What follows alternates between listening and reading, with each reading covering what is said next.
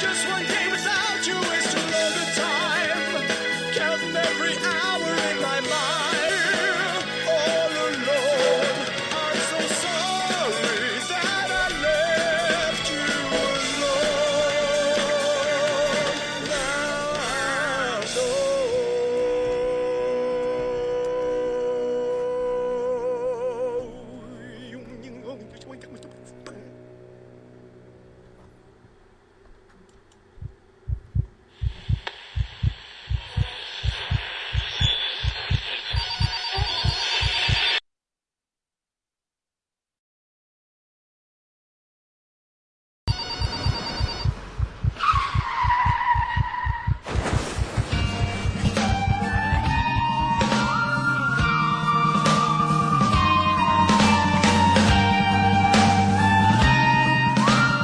Let your experience begin right now. From high atop the mountains of British Columbia to you listening around the world, this is Spaced Out Radio. You can follow us on our website, spacedoutradio.com, on Twitter, @SpacedOutRadio. Give our Facebook page a like, Spaced Out Radio Show. You can follow us on Instagram, Dave Scott, SOR, or on our YouTube channel, Spaced Out Radio Show.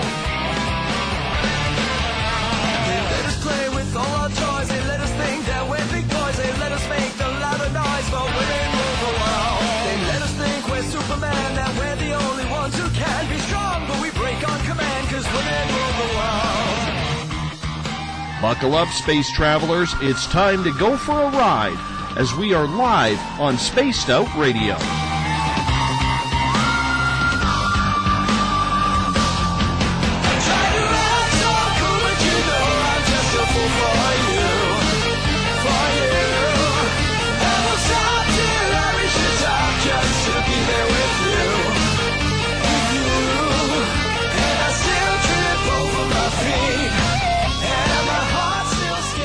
Ignition sequence start.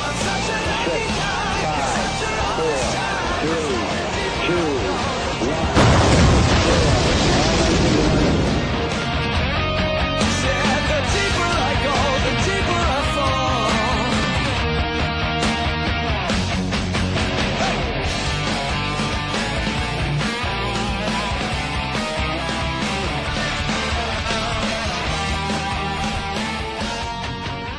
Good evening and welcome to Spaced Out Radio. Tonight I am your host, Dave Scott, and thank you so much for tuning in at spacedoutradio.com and on Spreaker. As once again we come in from the frozen Canadian tundra, battle our way past the wild animals, sidestep Bigfoot, and enter Uncle Jimbo's cabin, stoke the fire, heat this place up, and broadcast to you live on this Friday night, early Saturday morning if you're on the East Coast. Here at SOR, we do this thing 7 days a week. We want to be your official one-stop shop when it comes to the supernatural, the cryptid, the paranormal, conspiratorial, and so much more.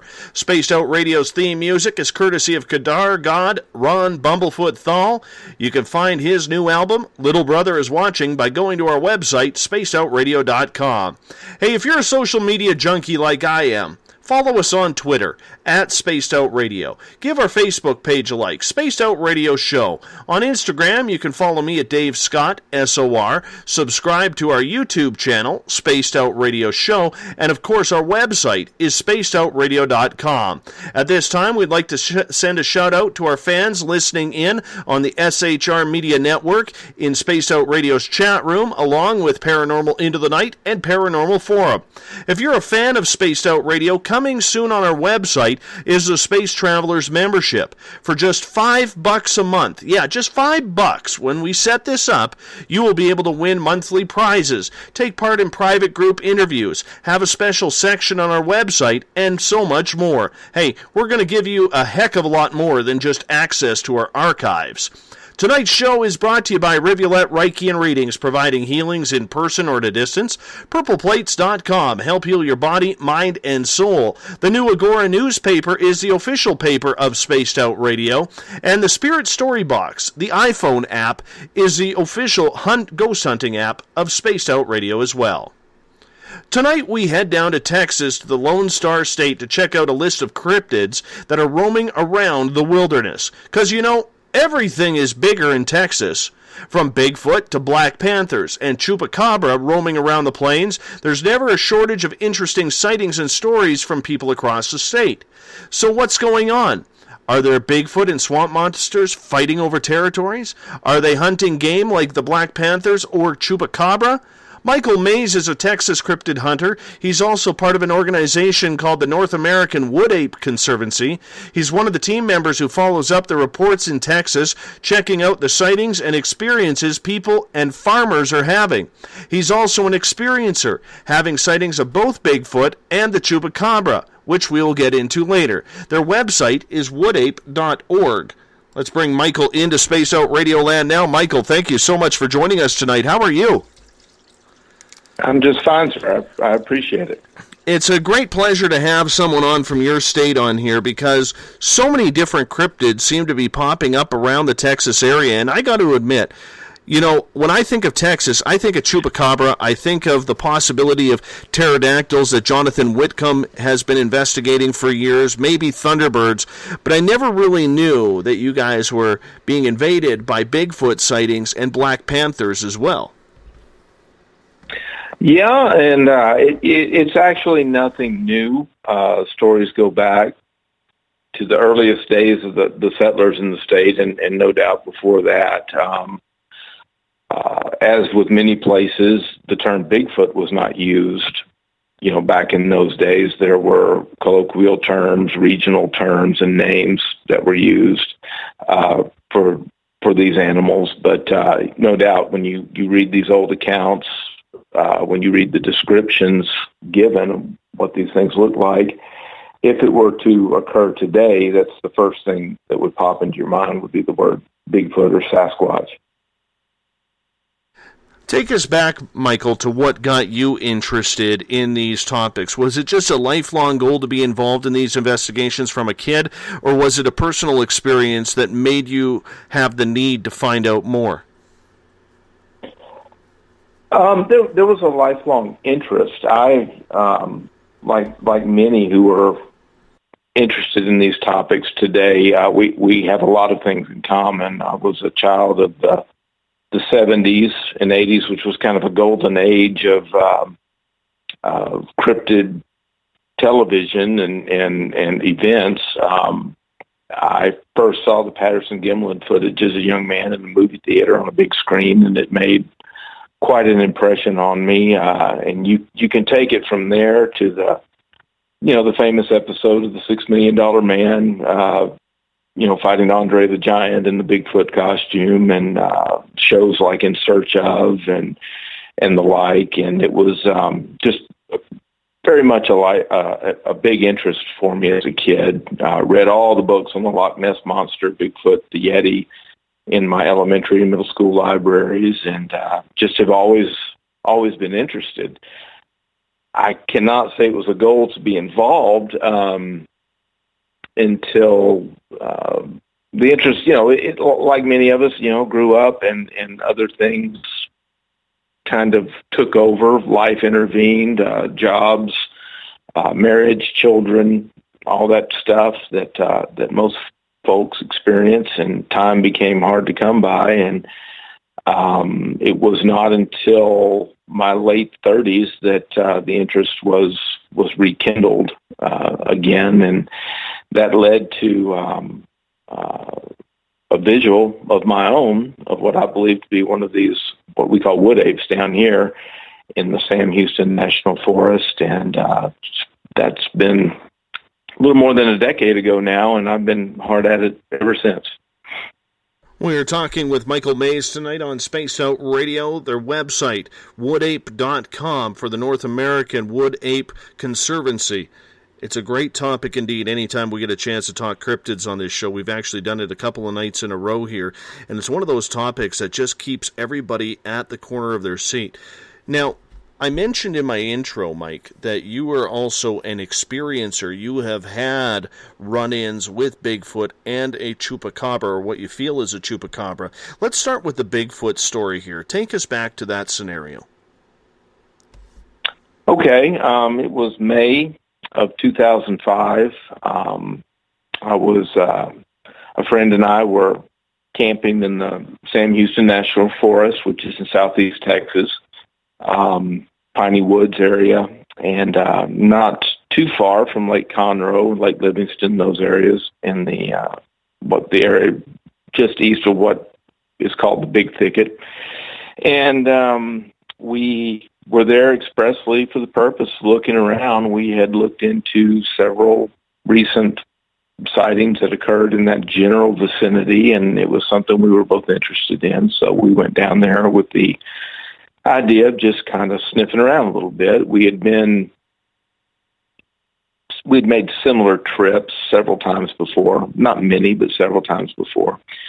And we went down, and we decided the thing to do was to go ahead and try to get a little sleep once the sun went down. And we set an alarm to hop up, and we were going to drive around. There was going to be a big moon that night. We thought it might be a night where things might be moving around a little bit. And so we got up about 2 a.m. and hopped in the vehicle and started driving some of the Forest Service roads that kind of wind around and all through the woods in that area. About 3:15-ish in the morning, we'd been driving around a little more than an hour maybe. We crested not much of a hill, just a little bit of a rise in the road, and it's kind of funny. I had blown $100 on a Generation 1 night vision monocular that I was determined I was going to get some use out of, and I was looking out the side window as my friend was driving, and he brought the vehicle to a pretty sudden stop, and I turned to look at him like, what are you doing? And he's like, what is that? And he pointed out in front of the vehicle, and I was like, what? He says, there, what is that? And I turned to look, and about 30 to 40 yards in front of us, illuminated somewhat by the headlights, there was something or someone standing in the road. Now, we were in the middle of nowhere, and as I watched it was kind of I would say not quite halfway across the road, maybe about a third of the way. And it was kind of, looking back at us, it was kind of at a 45-degree angle. Its right shoulder would have been a little closer to us with the left shoulder away. And as we watched it, it took a little sidestep with what would have been its right leg and foot, and kind of stepped sideways, and then did kind of a pivot and brought its left leg across, and at that point could clearly see an arm come across as it brought its left leg across as well. Took one more step and hopped across a bar ditch and just walked off into the woods.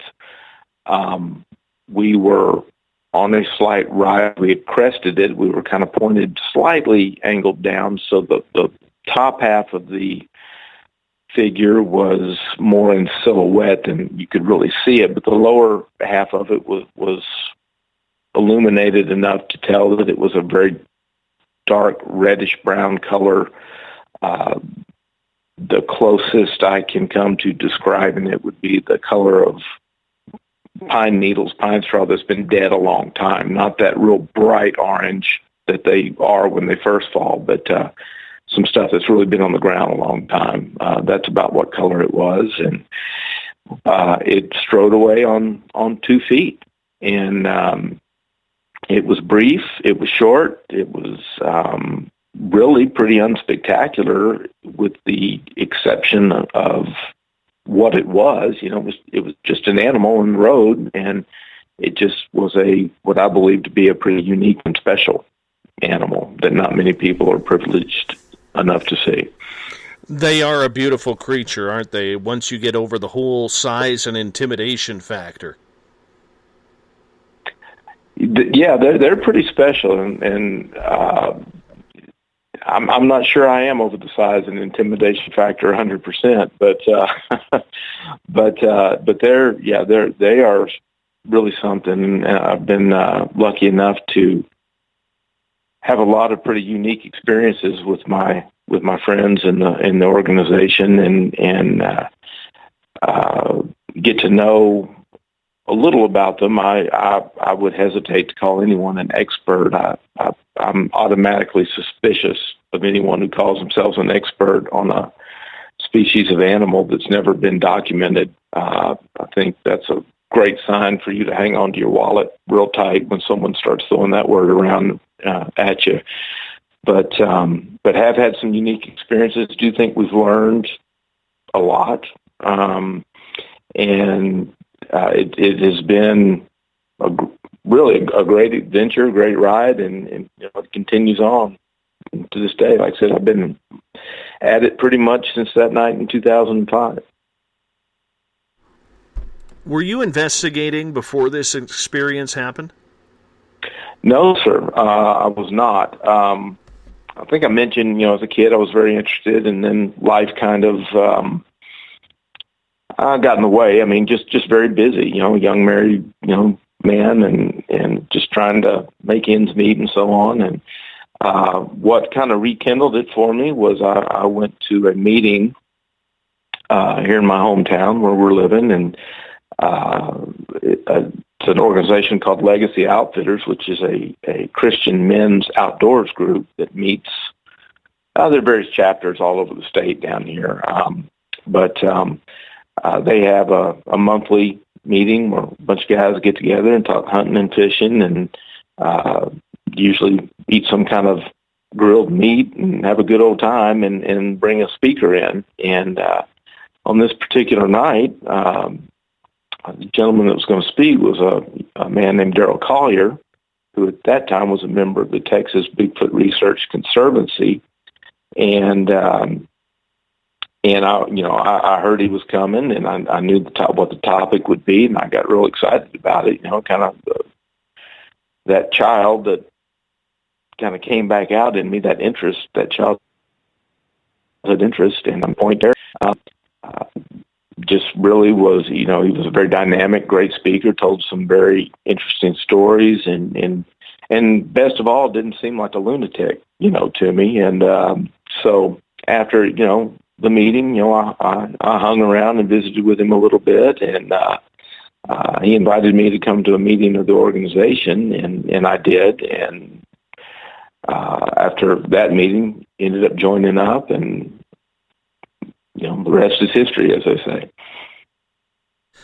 Yeah, the only reason why I asked if you were an investigator back then, because a lot of people who are investigating, it seems like they're the ones who do not have a lot of activity, do not have a lot of sightings, and yet it's that spontaneous action that can really change your life. How did your life and your whole perspective on things change when you had that Bigfoot experience? Well, let me address the first part of that first, about, you're absolutely right about, a lot of people have been looking for these things their whole life and never seen one. And my buddy and I, we'd been out, it wasn't 4 or 5 times. All we had done was go on the internet and pull up some reports, and we basically just found a cluster where and said, well, a lot seems to be going on here, and that's where we went. And after it happened, we talked, and we thought, nobody's going to believe this. And I actually said that very same thing to him. I said, people have been looking for these things their whole lives and never seen one. No one is going to believe that, we're out, 4, 5, 6 times and we see one. No one's going to buy that. No one's going to believe it. And so we didn't tell anyone for months. It was months before I finally contacted the Texas Bigfoot group and filed a report, and ended up speaking with Daryl again. And because I just thought, no one is going to believe that. I think kind of to the latter half of the question of the statement, now the question about why do the researchers, the investigators, not see anything? I think it's because they're reactive. I think, you're going to go look into something that's already occurred, and by that time the animal has moved on. I mean, think of it this way. Think of some common animal. Let's say you're driving down the road and you see a 10-point buck on the shoulder of the road. So you say, well, I'm going to go home. I'm going to, get my rifle. I'm going to go back. I'm going to get that buck. So an hour later, you come back. Well, that deer's gone. It's not going to still be there. And a lot of times, you react. You get boots on the ground at a sighting location as quickly as you can. But sometimes days go by. If a sighting takes place on a Monday or a Tuesday, most people doing this have jobs, and if they're lucky, they can get down to look into it on a Saturday or the weekend at some point. But sometimes days go by, and by that time, the animal's long gone. And I think that plays into that as well. We're talking with Michael Mays tonight on Spaced Out Radio. He is part of the North American Wood Ape Conservancy. Their website is woodape.org if you want to check it out. Not .com, .org. I'm just changing that because I noticed I had that wrong on my piece of paper here. Michael, who is making these sightings in Texas? Is it hikers? Is it hunters? Is it farmers? Where are they mostly coming from? Well, the most common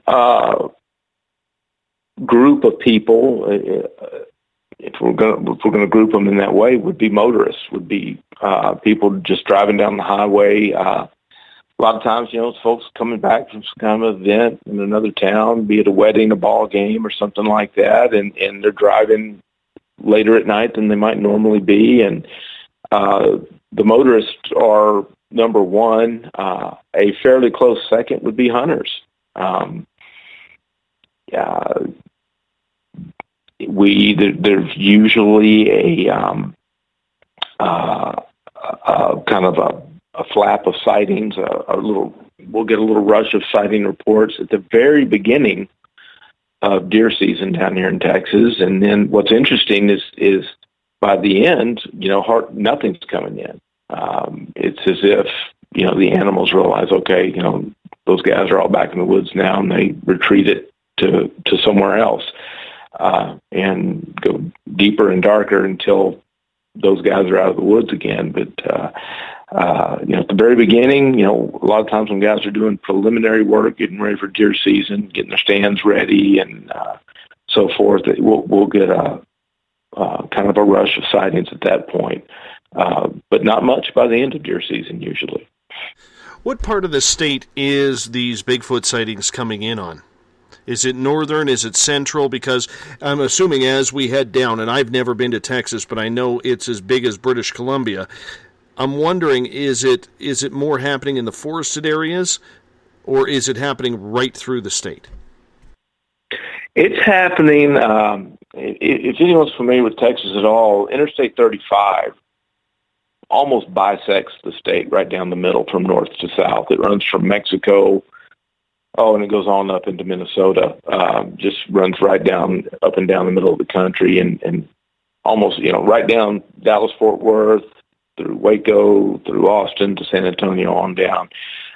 It is the huge majority of sightings are coming east of that I-35 corridor, and almost always in the what we call the Piney Woods region of Texas, the eastern third of the state,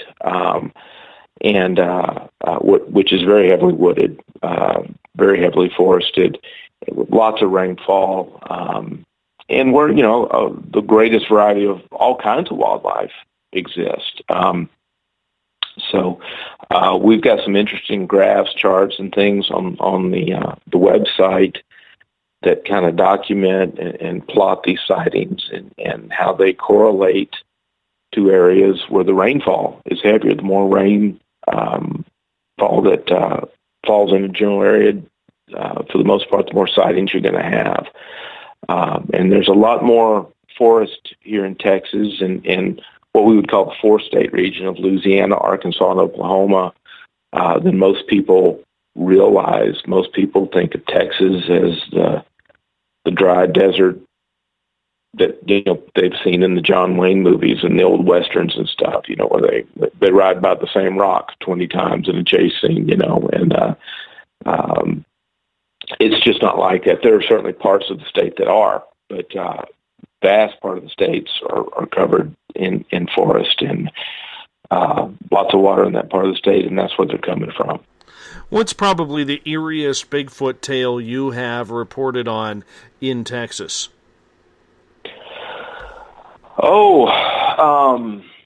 There's some good ones. One of my personal favorites is one that took place up in northeast Texas. Was a hog hunter. He was in a tree stand, and he had, if memory serves, he'd put some corn out or something to try to bring the hogs in, and it had worked. And he had some coming in, and he was up in the tree stand, getting ready, contemplating taking a shot at one of these hogs, and he heard, I think he heard some movement, and I'd have to go refresh myself in the actual report for the finer details, but basically he sees one of these animals, an animal he doesn't recognize, kind of creeping up on all fours toward these hogs, and he's not sure what he's looking at, and just all of a sudden, this thing just like lightning is on top of one of these hogs and just proceeds to pummel it to death with its fists. Not throwing a punch like a boxer would, but rather, like if you raise your fist above your head and you bring it straight down so that it was striking the hog with what you call the bottom of the fist. And just, he said he could hear the bones crunching, in that hog as it killed it. And after it had killed the hog, it picked it up and vocalized, and it was answered by another similar vocalization back behind where this guy was in his tree stand.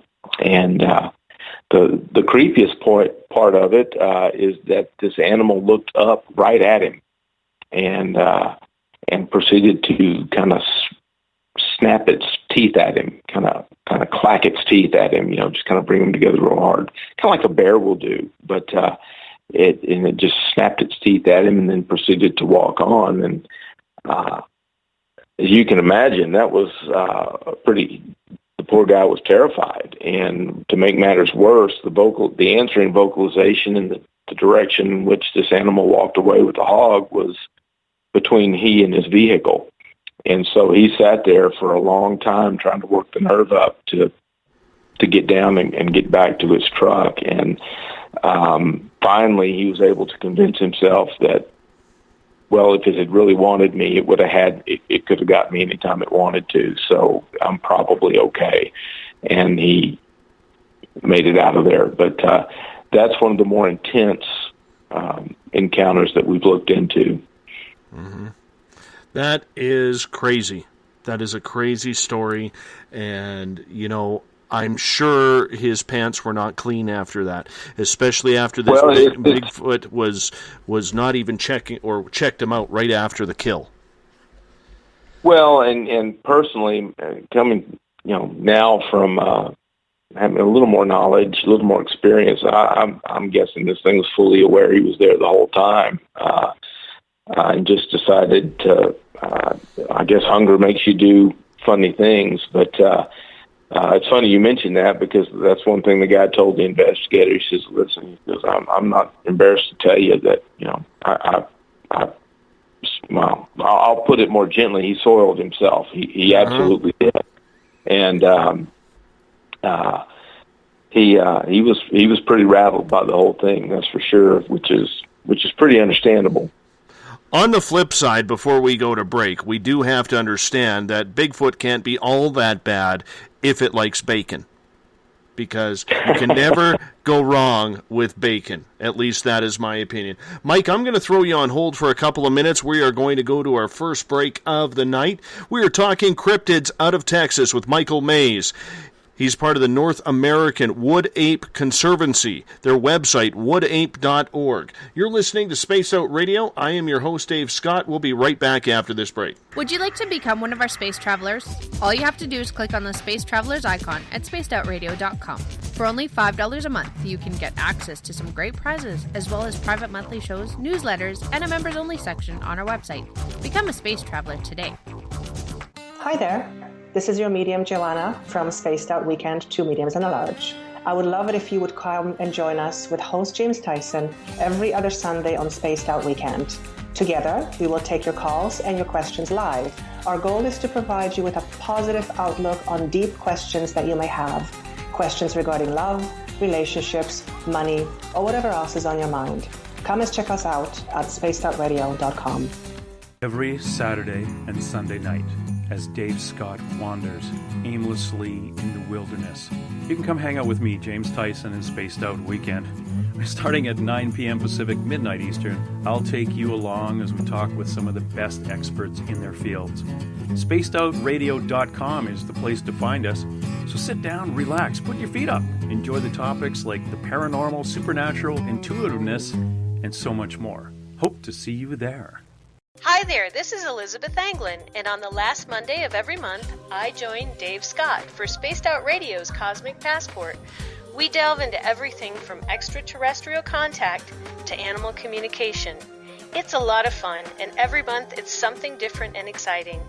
I would love it if you would join us. You can hear and learn from my experiences, and I'd like to know about yours as well. Cosmic Passport on spacedoutradio.com. Hey everybody, this is Patrick Webster Small, and I'm here to bring you the Webster Phenomena every Saturday night, live at 8 p.m. Pacific, 11 p.m. Eastern. If you're looking for aliens and extraterrestrials, well, we've got them. Big and tall, short and small, you're bound to find what you're looking for. So join me on the Webster Phenomena right here on Spaced Out Radio.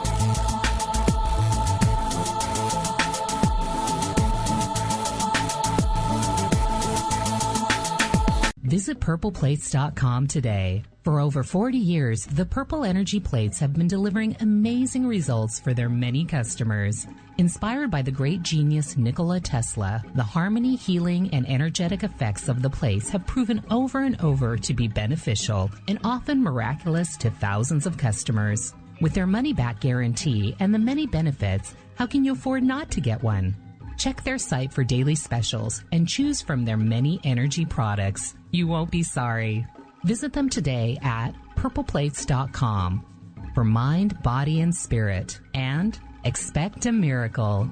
Have you ever wondered about those weird and strange creatures people have reported throughout history? Do you wonder if those stories are real? Me too, and that's why I started Cryptopia.us. Hey, this is Rob Morphy, crypto historian. Join me once a month on Spaced Out Radio with Dave Scott, where we will get into the odd and bizarre reports, from the Dover Demon to hairy hominids and everything in between. I will break down what people like you and me are seeing at spacedoutradio.com. Would you like to advertise on Spaced Out Radio? Getting your message out to Spaced Out Radio's listeners will benefit you. Our listeners are loyal, intelligent, and supportive, and they support those who support this broadcast. For pricing and information, you could go to spacedoutradio.com to find the pricing guide that suits your needs, with many options to choose from. Advertise with Spaced Out Radio today by contacting us at info@spacedoutradio.com.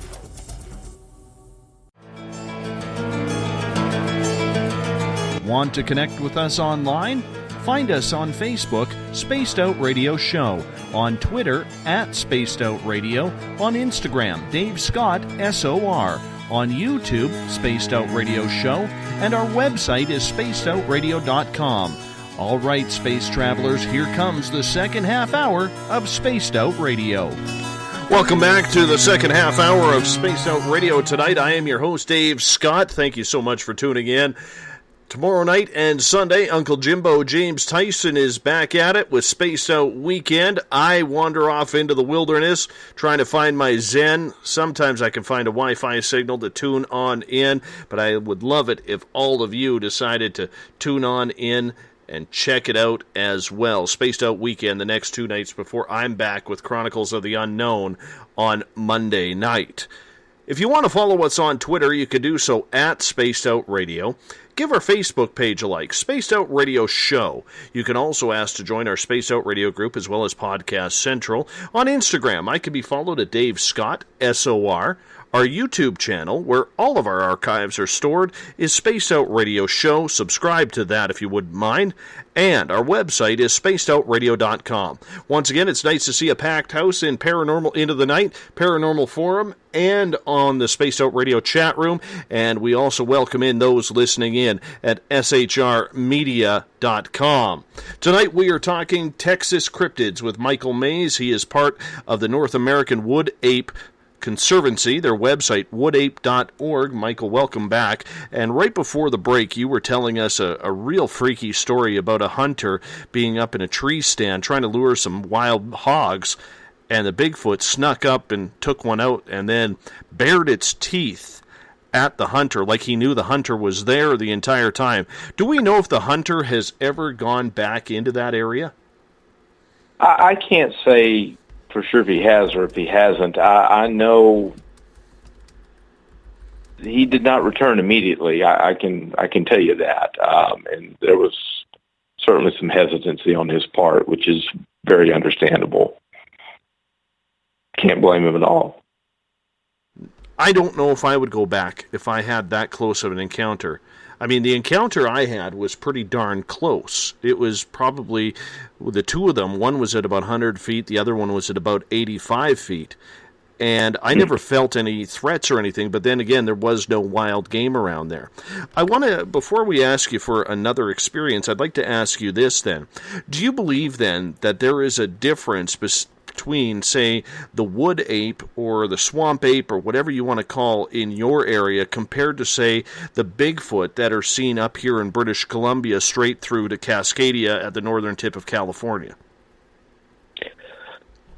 Well, clearly, no one knows absolutely for sure. We won't know that until a specimen is brought in and some work can be done in that area. Personally, I believe they're the same animal. Now, you may get into splitting some fine taxonomic hairs as far as subspecies and things of that nature. Not unlike, the mountain lion and there was an eastern cougar that was a subspecies, and they're still arguing to this day over whether the Florida panther is a separate or distinct species of its own. You may get into some of that kind of a thing, but I believe that, it's hard enough. I'm a very open-minded person, obviously, or we wouldn't be here talking to each other now about topics like this, but it's a difficult enough proposition to believe that there's one species of a very large bipedal ape roaming around the more remote sections of this country. That that's hard enough to swallow without thinking there might be 2, 3, 4 different varieties. Now, I've not seen anything that would lead me to believe otherwise, that what we're seeing, hearing what people are seeing and hearing here in Texas is anything different than what they're seeing out west as well. I believe it's the same animal. What about aggressiveness and aggression? Because up here the creature seems to be a little bit more passive, but stuff and information that I have heard from the swamps of Louisiana, Arkansas, and I'm not sure if that equates into Texas, it seems like the animal is a little bit more aggressive, vile, and very unfriendly to come across. That is the reputation. A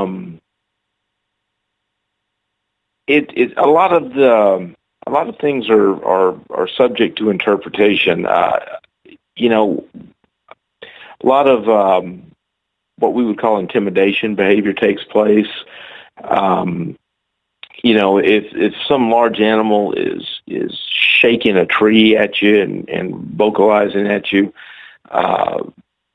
people turn and they run for what they perceive to be their lives.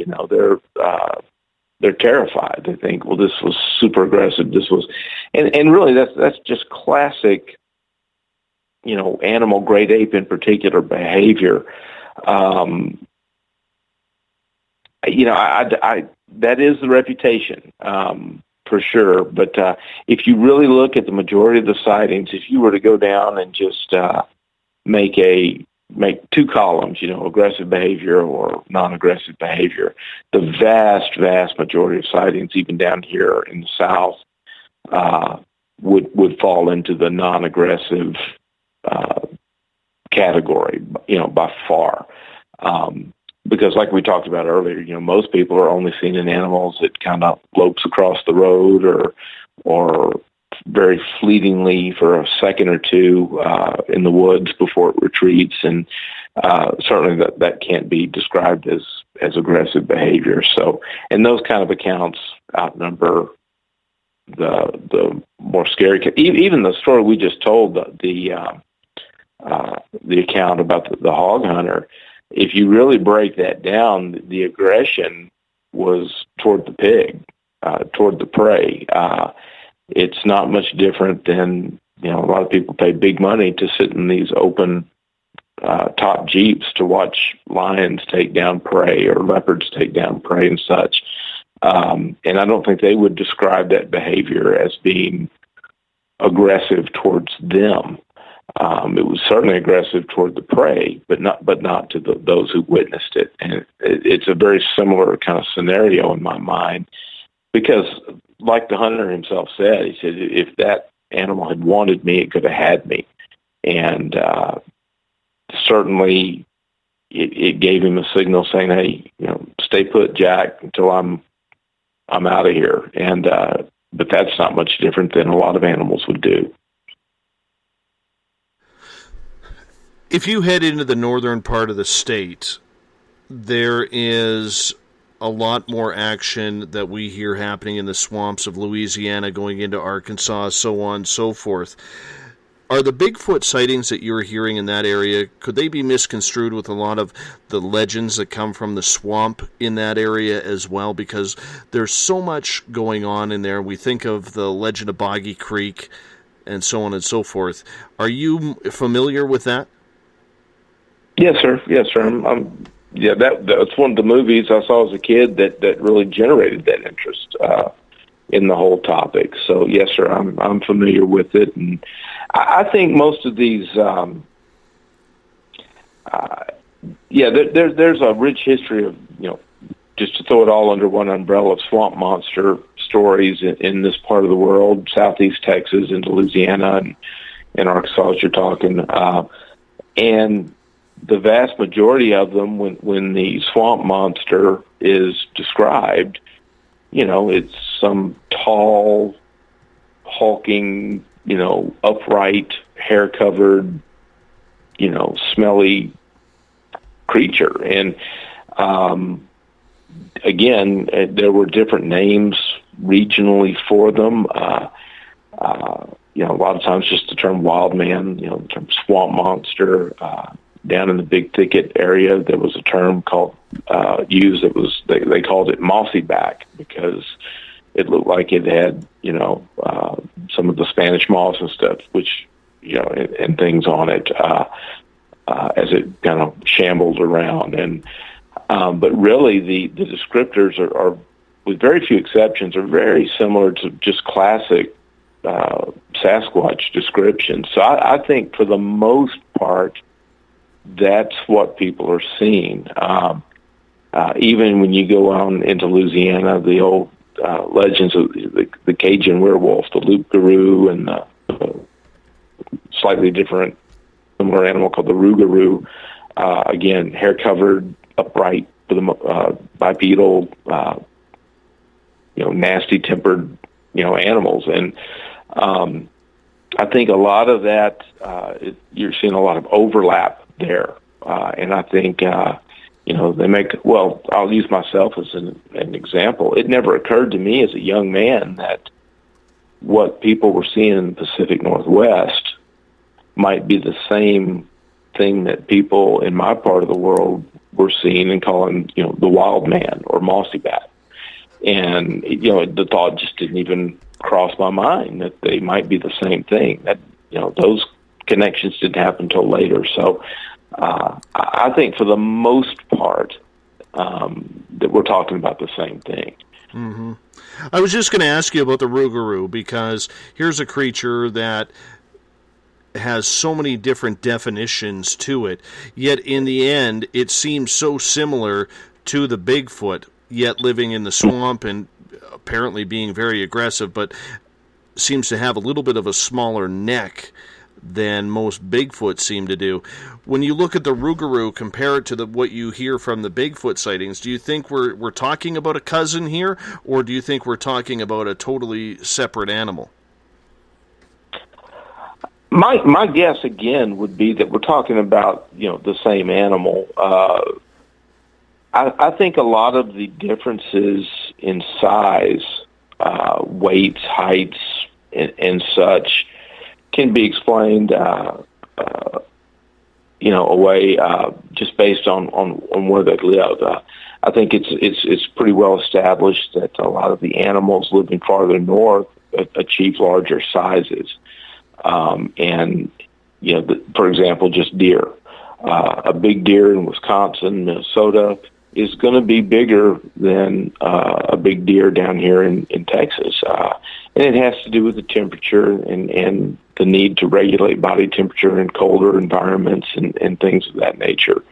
And I think that fact alone can play into the differences we're seeing in size. Generally, what's considered the southern Sasquatch or Bigfoot is thought to be a little smaller than their Pacific Northwest brethren or cousins or whatever you want to call them. And if that turns out to really be true, then that's my guess as to what's going on. Now, I will tell you this. Friends of mine and several accounts, they've described some truly massive animals. So I'm not sure that size that they really are smaller. But if they are, I think it would play into the same way that a bear up in Manitoba tends to get a little bigger than a black bear, in southeast Oklahoma, for example. They're going to be heavier, and it has to do with having to stay warm in that environment. Mm-hmm. For sure. And I know the creatures here, we've heard of 8-10 footers. They're getting pretty big up here. I know NBA scouts would absolutely love them if we could prove that they are real. That's for sure. When it comes to the swampy area, and I know you don't do a lot of studies up there, but for every cryptid hunter, you have to be able to expand your horizons. Are you surprised that, considering how damp, dark, and how at times grotesque the swamps can be, that we're not actually seeing more cryptid-type creatures coming out of these areas? No, I'm not surprised that we're not getting more accounts from these areas, simply because people don't go to those areas for the very reasons of how you described it. They're very unfriendly to human beings. They're not conducive to nature tourism. They're rough places to traverse and to get around. The fact of the matter is, most people just don't get off the pavement much. Even hunters who go out in the woods, deer season, or to hunt hogs, even if they unload an ATV and drive a couple miles deeper in, they don't set up too far off of established Forest Service roads or trails, simply because if they do kill something, they're going to have to haul it out of there. And they don't want to have to carry something miles and miles to get back to their ATV or their vehicle. So even they are not that far off of, roads. They may be dirt roads. They may be not well-traveled roads, but they're still roads. So when you get really deep and you get more than about a mile off a road, then, anything could be out there, and people just aren't going to be there to see it. For there to be sightings, there have to be witnesses, and people just don't go to those places anymore. We've become more and more urban, and people aren't comfortable out there, and so they just don't go. Well, I mean, personal safety comes into play as well. Because, I mean, never mind the cryptids. I mean, we got to worry about cottonmouth snakes. We have to worry about alligators, crocodiles, snapping turtles, plus whatever disease is lying in those swamps. I mean, it's a dangerous, scary place. Well, it is, and it's easy to get turned around, and it's just, what passes for camping even these days with most folks is if it's not an actual camper of some kind, it's okay, it's a tent, but it's in an established, campground somewhere where you can walk 50 yards and there's a shower and a bathroom. And, you're in the woods, they're around you, but, you're in a campground with, 100, 200 other people. And, okay, they've got a little nature walk trail that you go on and a couple of ponds the kids can fish in or something. Those are great places, don't get me wrong, but you're not going to see anything unusual there. That would be very, very rare to stumble onto something like that there. And that's where folks, tend to go. And like you said, people, they worry probably more than they need to about dangerous wildlife and things. Much bigger danger is stepping in a hole and breaking an ankle or something. But people don't get off the trail and they don't get off the road. And that's one thing that I have done, and those in the organization that we do. We go where other people don't, and it's hard, and it takes its pound of flesh, and you tend to bleed and to get there, and we've had several people take nasty spills and get hurt, and it's a risk to go. And but that's, in my opinion, that's the secret. You got to go in deep, and then you got to stay a long time.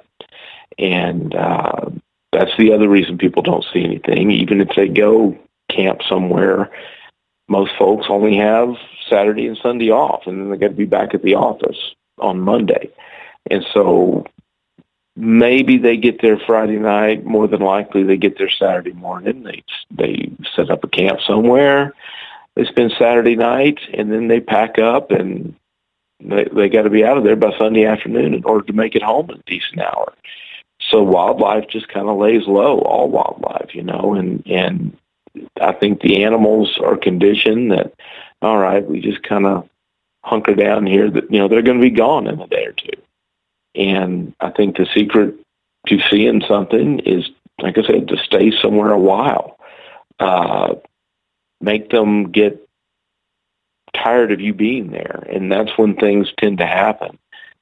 We kind of stumbled onto that idea years ago. We would go out and we would do these 2 or 3 day operations. And it was amazing how often all the action would there'd be 2 nights that were just dead. And then the third night, the last night we were there, all hell would break loose and crazy things would happen, but we got to pack up and go because we've got jobs. And that's where the genesis, the seed for the idea of going out and running teams in a week at a time all summer long in a certain location. That's where that came from, and it just paid great dividends for us with a lot of really interesting experiences. We are talking with Michael Mays tonight on Spaced Out Radio. He's part of the North American Wood Ape Conservancy out of Texas. Their website, woodape.org. Michael, we hear so much story about Bigfoot and the fact that we need a body. We're at the point where we're always saying we need a body, whether it's for DNA, whether it's for testing, or anything like that. Do you think that is necessary to prove the existence of this creature, or do you think from footprints to scat to hair samples, handprints, fingerprints, footprints, that we actually have enough to actually declare this creature a real creature? I do think it's necessary. I absolutely do. And that doesn't make me happy that it's necessary. But the way I think of it, I think in terms of populations as opposed to individual animals. I think it's necessary to bring in a specimen. Hopefully, one will all that'll ever be taken or needed, and that'll be enough. But if you think about it, if footprints were enough, even those that allegedly contain dermal ridges, a guy from Texas named Jimmy Chilcutt's done a lot of work. So he's a latent fingerprint expert. Has appeared on a lot of the programs you see on TV. And a quote from him is that he has sent people to death row with less evidence than he's found on some of these footprints as far as dermal ridges and such. It hasn't been enough. There have been, a lot of castings made. It's not enough. There have been pictures and videos taken. It's not enough in this day and age of Photoshop and video manipulation and such. No video or pictures. Think about it. If the Patterson-Gimlin footage isn't good enough, broad daylight,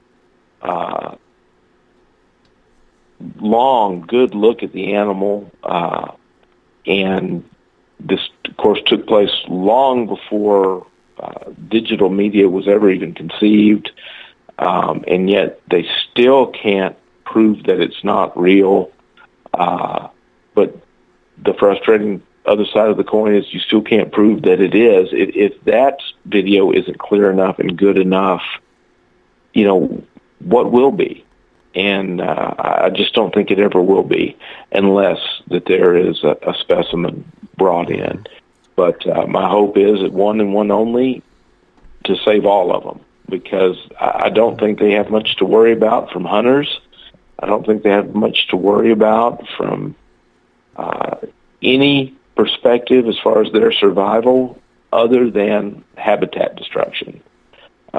When the habitat's gone, they'll be gone. And the bulldozers roll every day. And so I think that's what it's going to take to get their habitat protected, because until you can prove absolutely they're real, the government's not going to move on it. You might as well be asking them to create a unicorn sanctuary, because they're just not going to do it unless there's some proof. And for whatever reason, the handprints, fingerprints, the dermal ridges, the footprints, the videos, the witness testimony, none of it has done the trick so far. So I just personally don't think any of it ever will be. Right. Well, I'm going to end this segment before we go to break with one comment here. Up here in British Columbia, where I live, there is actually a law that says it is illegal to hunt or shoot a Bigfoot. Mm-hmm. I've heard that. I've heard there's a similar ordinance in Skamania County, Washington. Whether, how serious they are about it, I don't know. I don't know if that was more of a publicity kind of a thing for tourism, or if they were very serious or not. I'm not living there. I couldn't tell you. But if the question is that what's going to be necessary to prove that it's real? I think yes. I think that's what it will be. I think nothing would make anyone happier than if a hunter or a hiker stumbled across one that died of a ripe old age, of a heart attack or something, and that's how one was brought in, and that would be fantastic. If somehow that makes people feel better, other than a hunter, someone taking one that way. But I do believe that one way or another, a specimen is absolutely necessary if it's going to be proven real. We are talking with Michael Mays tonight on Spaced Out Radio. He is part of the North American Wood Ape Conservancy. Their website, woodape.org, if you want to check them out. We're going to hop out here for our break at the top of the hour. When we come back, we're going to get more into the Chupacabra. You're listening to Spaced Out Radio. I am your host, Dave Scott. We'll be right back. Become more intimate and interactive with Spaced Out Radio. Join our Space Travelers Club with your new membership. For $5 a month, we'll provide you with special access to the website, monthly prize draws from books to psychic readings, along with monthly newsletter, private interviews, and more. Sign up today to be part of Spaced Out Radio's experience. Every month on Spaced Out Radio, we look into the deep and dark reports of cryptids roaming around the world with me, Rob Morphy from Cryptopia.us. I would love it if you would join me and host Dave Scott as we delve into the most arcane stories and reports regarding creatures of the unknown. My job is to hunt down the details and bring the evidence forward to you. These aren't your regular Bigfoot stories I'm talking about either. You can find out more about crypto history at spacedoutradio.com. With an ever-expanding listenership base, Spaced Out Radio is the perfect place for you to advertise your product. Our listeners support those who sponsor this show. So whether you're an author or a company, Spaced Out Radio is the perfect place for you. Our pricing is more than competitive, and your advertisements will be seen and heard every show. Head to spacedoutradio.com and advertise with us today. Contact us at info@spacedoutradio.com today. You hear footsteps in the empty room above you. A rocking chair begins rocking by itself. Don't be afraid of the things that go bump in the night. Reach for Spirit Storybox, the iPhone app the Huffington Post UK called the only ghost hunting app you will ever need. Spirit Storybox. The spirits are telling their stories. Are you listening?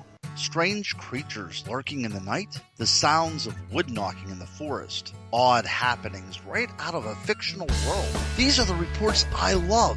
Hi there, this is author Ronald Murphy, and I would love it if you join me and Spaced Out Radio host Dave Scott the second Wednesday of every month on our journey into the unknown land of cryptozoology at spacedoutradio.com. From Mothman to Frogman and everything in between. Hey, they don't call me the crypto guru for nothing. Is the 24-hour world starting to wear you down? Let me from Rivulet Reiki and Readings lend you a hand. Hi, this is Jolene, and if you're in need of Reiki or a realm reading, come to my website, rivuletrr.wix.com/rivuletrr, and let us help you out. At Rivulet, I specialize in healing your body, mind, and soul, no matter where you are. And be sure to check out the Rivulet R&R Facebook page for your best deals. Remember, it's time for you to make some time for you. Find yourself constantly looking up in the sky, looking for answers? Have you had extraterrestrial contact? Are you an abductee? Looking for answers to your experiences? Hi there, I'm R. Keith Andrews, Spaced Out Radio's resident ET expert. Join me live the first Friday of every month where I take questions from the Spaced Out Radio chat room and help you understand those from the far-off world. It's 2 hours of knowledge every experiencer should listen to. Hope to see you there. Did you know that Spaced Out Radio runs 7 days a week? Hi, it's James Tyson from Spaced Out Weekend. Every Saturday and Sunday night, starting at 9 p.m. Pacific, midnight Eastern, you can join me and my guests for some great chatter about what's going on out in the universe, or even in that dark part of the basement you really don't want to go back into. Well, let's find the answers to your experiences together. So come on up to Uncle Jimbo's cabin on the weekend. For more information, look us up at spacedoutradio.com.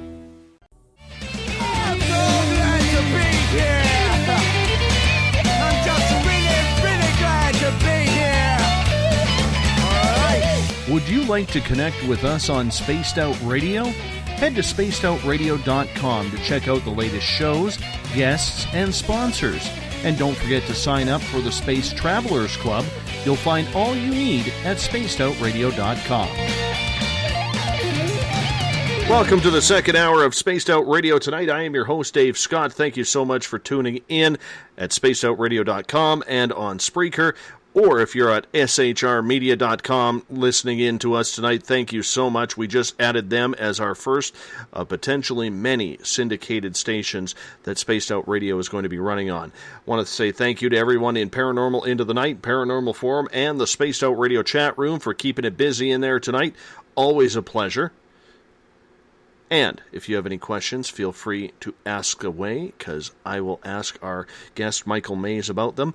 Tomorrow night and Saturday, or make that Sunday, Uncle Jimbo, James Tyson, is in the hot seat in the cabin. I will be disappearing, wandering out in the wilderness, trying to see the northern lights, battling the wild animals, trying to find my chi, my zen, for the weekend before I'm back in the hot seat on Monday for Chronicles of the Unknown. If you want to follow us on Twitter, you can do so at Space Out Radio. Give our Facebook page a like, Space Out Radio Show. You can follow us on Instagram, Dave Scott, SOR, and our YouTube channel, where all our archives are hiding. Well, not really. Just subscribe to it. Spaced Out Radio Show. And our website, once again, is spacedoutradio.com. Once again, we bring in Michael Mays from the North American Wood Ape Conservancy, their website, woodape.org, if you want to check that out. Michael, thank you so much for being with us. I'm not trying to make this a full-on Bigfoot show, but I can continue with Bigfoot because I'm just so intrigued by it. Do you believe, Michael, if this is an animal, or do you think there's something more special about it? Because there's a lot of people out there, myself included, that have a different take on it, that believe that this is an animal that may have special powers, much like a lot of First Nations up here or American Indians down south believe that it could be a shapeshifter and or interdimensional. Well, personally, my view is that it's an animal closely related to the great apes that we know of, which are pretty special animals with some pretty amazing abilities and are incredibly intelligent creatures, much more so than we suspected. I mean, every year new information comes in about what they can do, their behaviors, their structure. It's amazing animals. Now, I base my opinion strictly on my own experiences. That's all I have to go by. I have not seen anything that would lead me to believe that they are anything other than a flesh and blood animal, an ape. Now, if I were to see or hear something that made me think different, like I said, I'm an open-minded person, but I just haven't seen anything that would lead me to believe that they're anything but an animal at this point. Gail in Paranormal Into the Night is asking, Mike, does anyone really know what Bigfoot eats? He's a huge creature, and she has a hard time believing that Bigfoot thrives on just berries and grubs. Well, that's a pretty common question, and anybody that tells you they absolutely know for sure is a liar, because, like I said, we don't have one. We haven't been able to get National Geographic to stake out an area and find a troop of them and things like that to observe them. Our best guess through observational, not direct, but in, just our studies, what we see and just what seems to make sense to me and to us in the organization are they're probably very opportunistic. There are reports of them taking hogs and deer. So would that be a main source of protein? If so, it makes them a little unusual among the great apes as far as being active hunters, but not unique, as chimpanzees do the same thing. Chimpanzees hunt monkeys and eat other animals. No doubt, they would supplement with the grubs and the berries and greenbrier and things that are down here. That a lot of people are unaware just how rich an environment the South, the woods and the marshlands in the South are. These hardwood bottoms that we have down here are a much richer environment than the mainly coniferous forests of the Pacific Northwest. There's acorns and black walnuts and pecans and dewberries and blackberries and all. Muscadine grapes grow and like I said, this greenbrier, which is a nasty, thorny plant, but which is edible, and it is everywhere down here. So I think if you consider a grizzly bear, for example, which can weigh, 800, 900 pounds or more, they find enough to eat, and they are omnivorous. They eat meat, they basically eat anything they find, be it plant or animal. My best guess and my theory would be that their diet is similar to that of a bear. I figure if something as large as a grizzly bear can find enough to eat here in the North American continent, then probably, these apes could too. Mike, I want to shift over to the Chupacabra now, because I think it's a weird creature. We've never really spent much time on it on SOR here because, well, to be honest, every cryptid guy we've had doesn't really know much about it. But considering you're in the heartland of where these sightings occur, you've actually had a Chupacabra sighting. I would love it if you shared that with us. Sure. And that's kind of a loaded way to put it, but my friend, I think I mentioned him earlier, Daryl Collier, a fellow member of the North American Wood Conservancy, and we were returning from doing an investigation of a Bigfoot sighting down in southeast Texas, and we were coming back home to Central Texas. He lives not too far from me, and we were taking a road through the Sam Houston National Forest in southeast Texas, and we just decided, we got a little time. Let's just drive around out in the woods a little bit. Who knows? You never know what you'll see. And we drove down a road, and little animal kind of trots out into the road out in front of us, maybe, I don't know. I don't know the exact distance, but I would say, well, actually, he was in the road a long time. We saw him from quite a distance, and he just kind of stood there until we probably got within 30 yards of him. And it was clearly a canine of some kind, but completely hairless. The skin was a grayish, little bit of a blue tint, almost like elephant skin, kind of wrinkled, nasty-looking skin.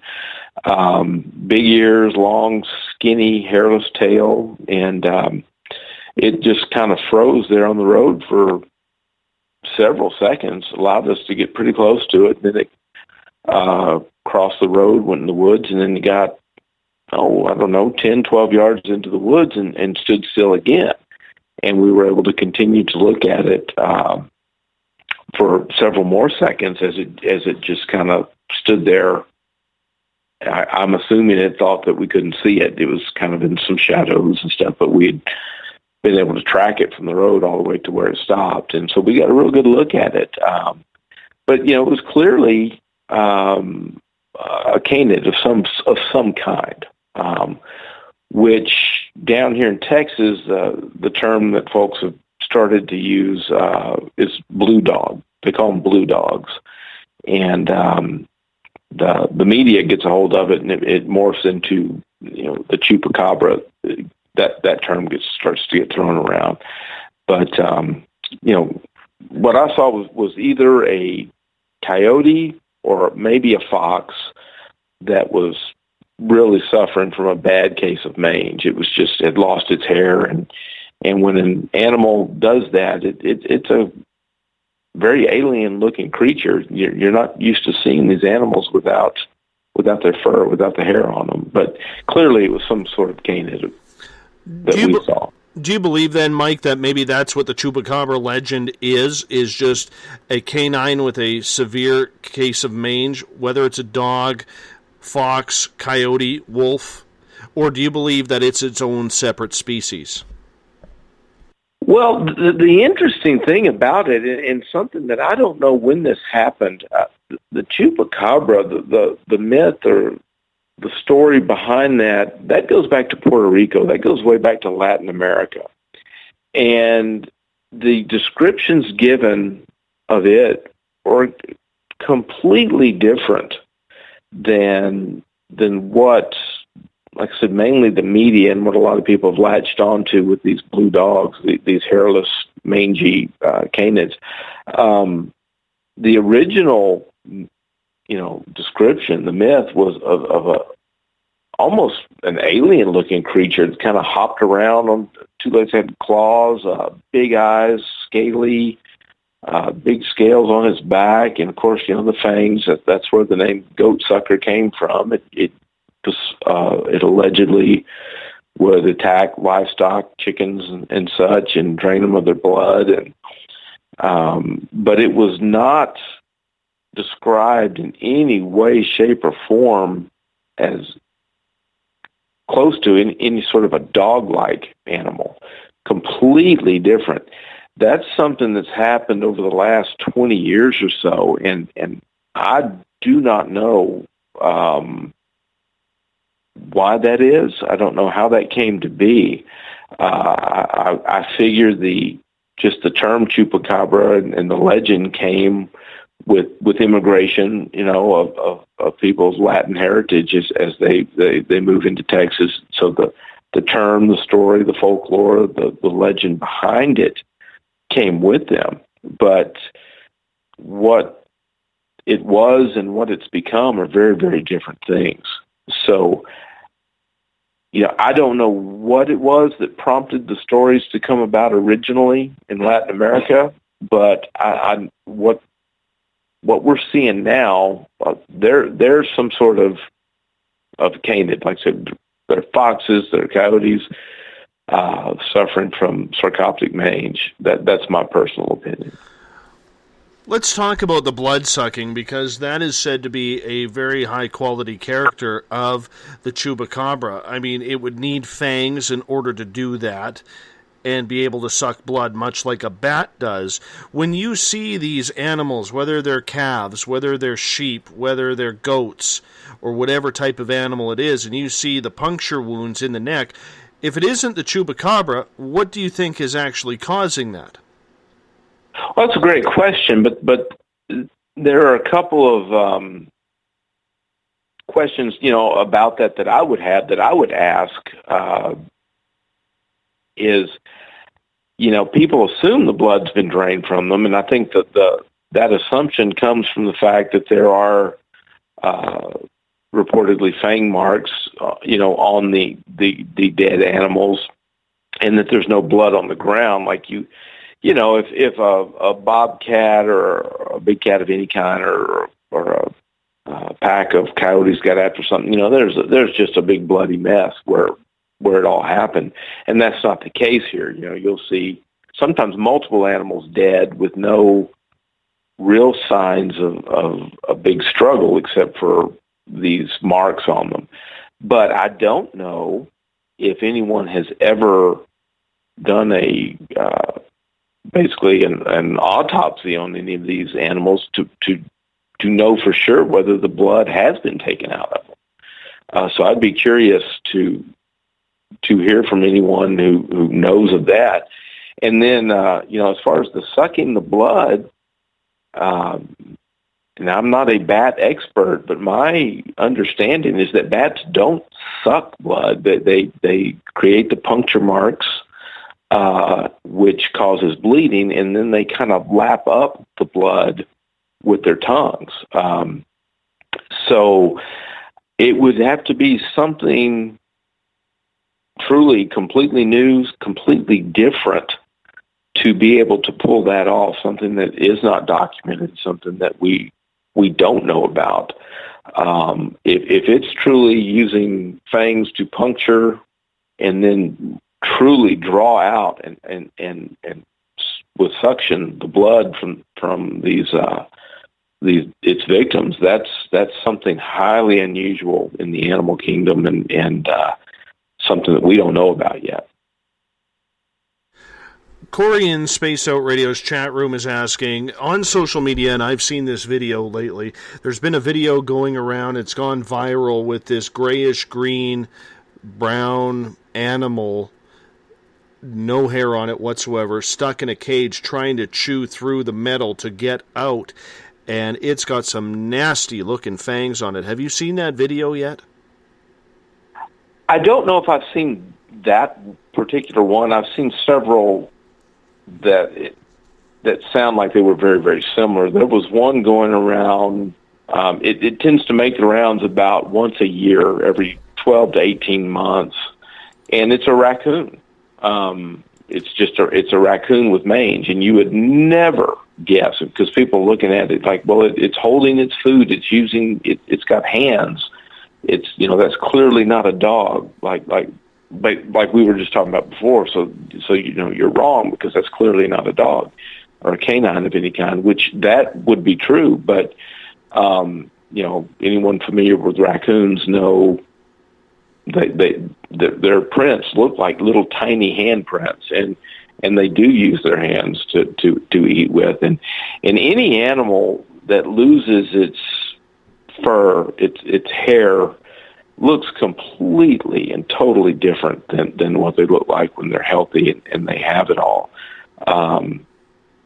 It's kind of a silly example, but if you've got a dog that's got a lot of fur, a lot of hair, and then you dump it in the wash tub or the bathtub to give it a bath, when it's soaking wet, it looks like it's lost 40 pounds. Because all that hair is stuck down close. It looks like a completely different animal. Imagine if it had no hair at all, what it would look like. And so I don't know if the video I've seen is the same one that this person is referring to or not. So from that aspect, I really can't comment for sure. But if it is the one I've seen, that was a raccoon, again, suffering with mange, and you can do some Google searches on it and come up with you'll find sometimes the same photos that are being passed around as a Chupacabra, and then if you do a Google search on a dog with mange, coyote, fox with mange, raccoon with mange, you'll end up finding some of the same images. So I can't say for sure, but that's a possibility.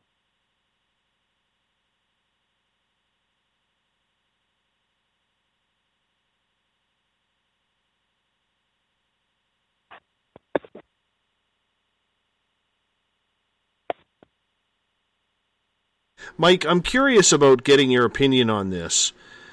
How has social media, along with Photoshop and video editing, really hurt investigating cryptids? Oh, I think it's hurt a lot.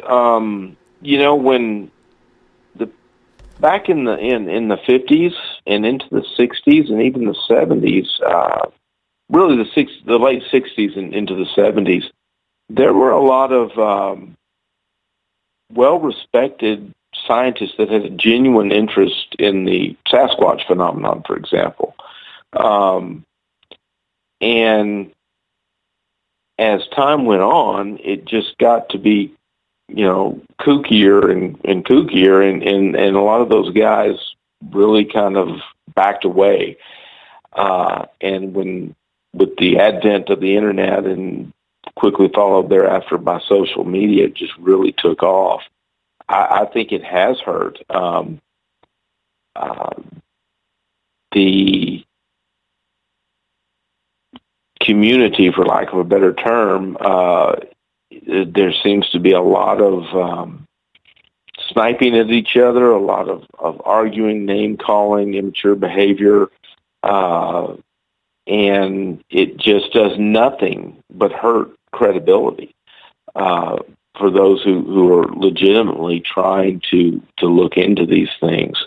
For every person who tries to go out and legitimately do some citizen science, some research on their own, trying to follow scientific protocols, there are going to be 50 people ready to bash them over the head in some forum somewhere, and criticize them and try to diminish what they find, what they present.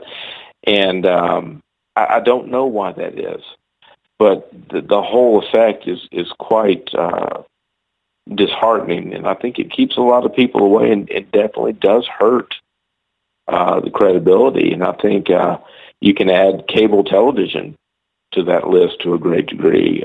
Some of the shows that have been done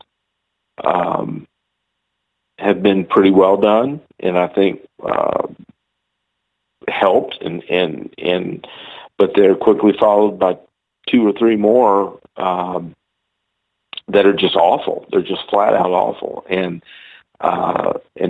people who are credentialed, people who might be interested in looking into it, who might have the means, they just back away. They don't want any part of that kind of thing. And I think stations like the Discovery Channel and Animal Planet, who have aired these mockumentaries, I don't think they've done specifically one on Bigfoot or anything like that, but the Mermaids show, which was just a train wreck, present that as almost in the style of Orson Welles in the War of the Worlds broadcast years ago, where it was being presented as a real documentary. They did the same thing with the Megalodon, the huge predecessor of the great white shark that lived in prehistoric times. And Animal Planet, which is owned by Discovery, did a takeoff on the Hobbit, the Homo floresiensis that was discovered and down in Flores, down in Indonesia, and they present it as a documentary, and about every third commercial before it comes back on, they'll run their disclaimer saying, hey, this is just for fun, but people miss that, and the whole effect is a negative, I believe, on the field, and it handicaps us, and it's one step forward, 2 step back, kind of a thing because of it. I think the biggest thing that has happened to the social media aspect of the Bigfoot hunt is it's taken a lot of longtime researchers, whether it's Jeff Meldrum down there, whether it's legendary Bigfoot researcher up here, John Bindernagel. It's really taken their work and almost crumpled it up and thrown it right in the trash, because everybody seems to be posting a lot of information, most of it disinformation, and it's really also got the conspiracy theorist side of things moving as well. With all of this disinformation out there, they're saying, well, why are we hiding Bigfoot? Why are we hiding Chupacabra? Why are we hiding anything with all this disinformation and editing that's going on out there? What's your opinion of that?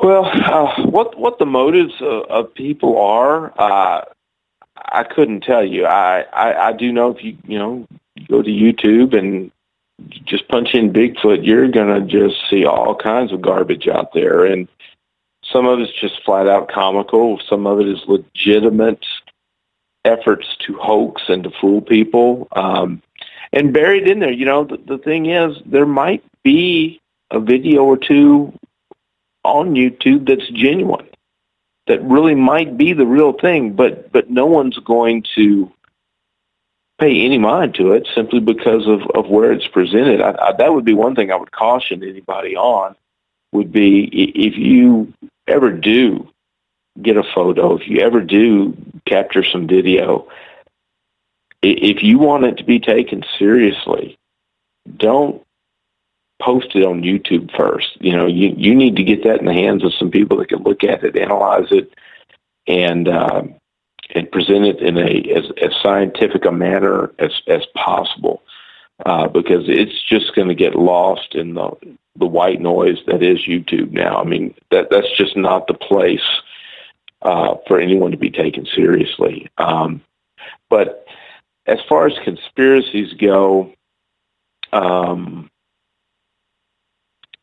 it's difficult for me to believe there's a vast government conspiracy to make everyone be quiet about it. Just so many people would be in on it and have to remain quiet. And it's certainly not impossible, I guess, but I mean, even Area 51 eventually was outed.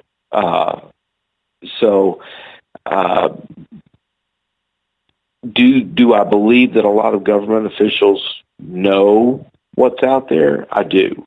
Do I believe that there's this big, there's some kind of covert conspiracy in place to silence people? I don't think so. I don't think they need to, because no one takes it seriously anyway. And what the motives might be, I can only guess at. So it's just hard for me to believe that many people could not run their mouths. No pillow talk, no deathbed confessions, no nothing. No bar talk, after one too many, that kind of thing. It's just hard to believe that wouldn't have taken place somewhere, somehow, if that was really, truly the case. Mike, I'm going to get you to hold on for one final time here, as we are going to go to a break at the bottom of the hour. We are talking with Michael Mays tonight. He is part of the North American Wood Ape Conservancy, their website, woodape.org. We're going to be right back after this. We're going to find out about the Black Panthers that are said to be roaming around. You're listening to Spaced Out Radio. I am your host, Dave Scott. Talk to you around the corner.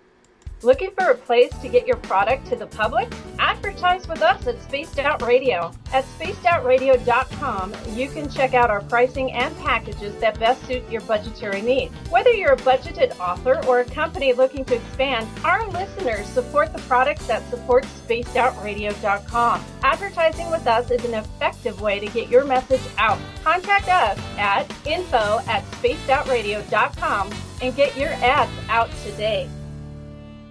Visit purpleplates.com today. For over 40 years, the Purple Energy Plates have been delivering amazing results for their many customers. Inspired by the great genius Nikola Tesla, the harmony, healing, and energetic effects of the plates have proven over and over to be beneficial and often miraculous to thousands of customers. With their money-back guarantee and the many benefits, how can you afford not to get one? Check their site for daily specials and choose from their many energy products. You won't be sorry. Visit them today at purpleplates.com for mind, body, and spirit. And expect a miracle. Right here, this is where we divulge the fruit of our research. Here on the Webster Phenomena every Saturday night at 8 p.m. Pacific, 11 p.m. Eastern. On Spaced Out Radio. And we give it up to you guys, all the listeners and the live listeners. You usually get something special and hang out in the chat room. And we love to have you. So we'll see you every Saturday night at 8 p.m. You know where. Attention Spaced Out Radio listeners. For only $5 a month, you can join Spaced Out Radio Space Travelers. Your membership at spacedoutradio.com will give you access to private fan area on the website, get you a monthly newsletter, draws for monthly swag, and a whole lot more. Sign up today to become a part of the Spaced Out Radio experience. You hear footsteps in the empty room above you. A rocking chair begins rocking by itself. Don't be afraid of the things that go bump in the night. Reach for Spirit Storybox, the iPhone app the Huffington Post UK called the only ghost hunting app you will ever need. Spirit Storybox. The spirits are telling their stories. Are you listening? Strange creatures lurking in the night, the sounds of wood knocking in the forest, odd happenings right out of a fictional world. These are the reports I love. Hi there, this is author Ronald Murphy, and I would love it if you join me and Spaced Out Radio host Dave Scott the second Wednesday of every month on our journey into the unknown land of cryptozoology at spacedoutradio.com. From Mothman to Frogman and everything in between. Hey, they don't call me the crypto guru for nothing. The last Monday of the month on Spaced Out Radio is a night of psychic vision, mediumship, UFO and ET contact, Bigfoot stories, animal communication, and so much more with me, Elizabeth Anglin. I'd love it if you would join host Dave Scott and I on the myriad of topics we delve into. Every month, we share new views that may help you understand your own experiences. So tune on in at spacedoutradio.com and stamp your cosmic passport. Did you know that Spaced Out Radio runs 7 days a week? Hi, it's James Tyson from Spaced Out Weekend. Every Saturday and Sunday night, starting at 9 p.m. Pacific, midnight Eastern, you can join me and my guests for some great chatter about what's going on out in the universe, or even in that dark part of the basement you really don't want to go back into. Well, let's find the answers to your experiences together. So come on up to Uncle Jimbo's cabin on the weekend. For more information, look us up at spacedoutradio.com.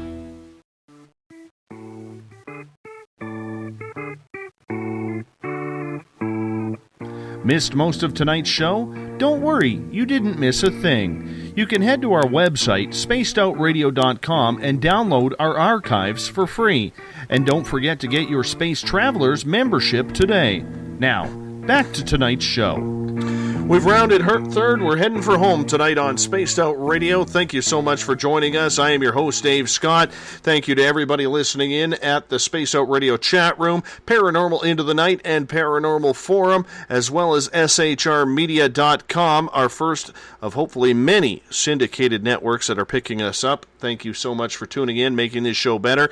I am stepping away right after this show, going to pack my bags, head out into the wilderness, try and find my Zen, maybe my Bigfoot partner. Maybe he has a good Wi-Fi signal so I can pick up Spaced Out Weekend with Uncle Jimbo, James Tyson, over the next 2 nights before I'm back in the cabin on Monday with Chronicles of the Unknown, talking paranormal.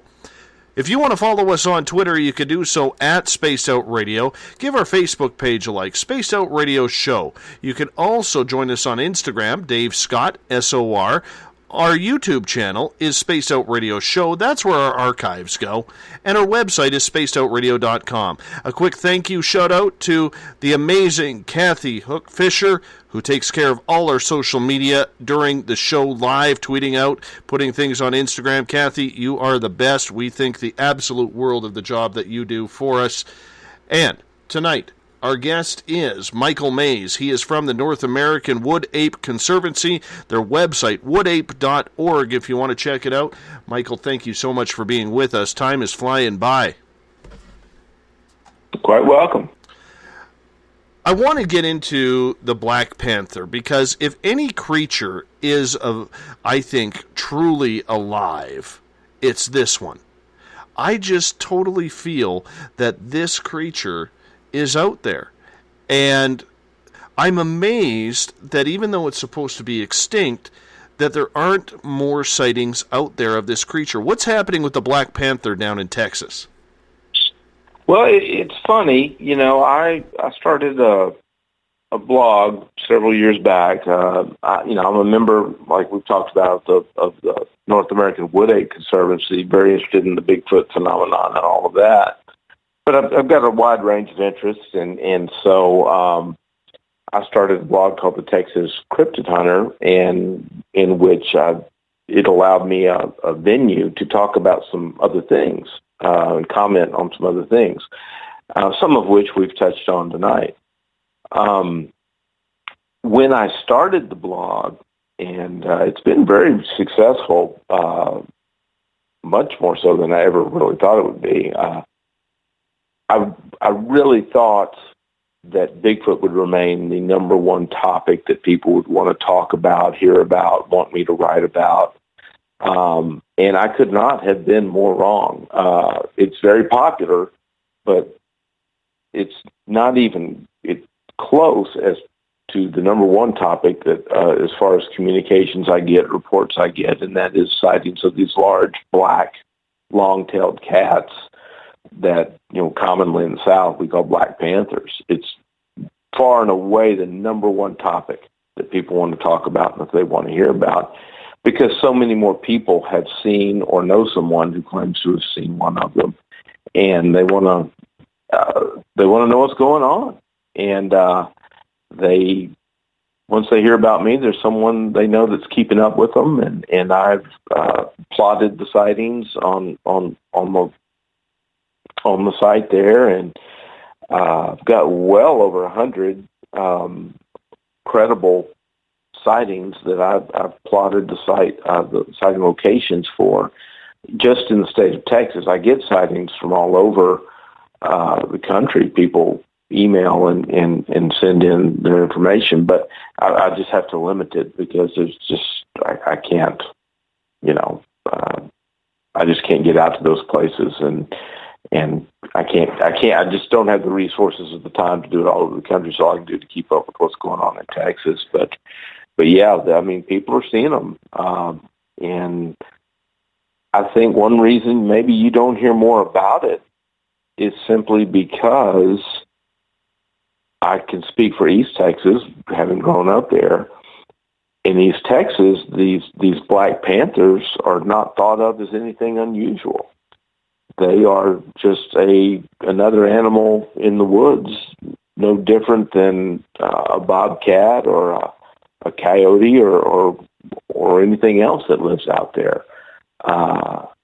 Matter of fact, if you go tell some of those folks that they don't exist, that they're going to be ready to fight you because they know what they saw, or they know what their daddy saw, or their neighbor saw, and they're shocked to learn that there's not supposed to be any such thing.